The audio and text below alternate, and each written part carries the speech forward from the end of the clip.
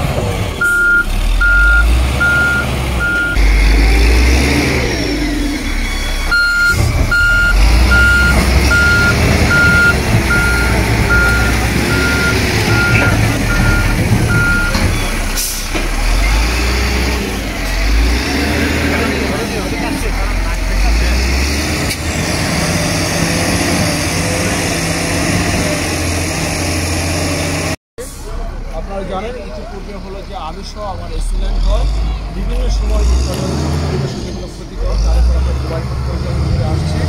আজকে আপনারা দেখতে পাচ্ছেন PHM ব্রিক্স, এটা হলো যে সাভারের আমিরবাগের অবস্থিত। পরিবেশের ছাড়পত্র সহ অন্যান্য কাগজ না থাকার কারণে আমরা এই পরিবেশকে আপনাদের সম্মুখীন আমরা এবং এলাকায় ঘুরিয়ে দিচ্ছি।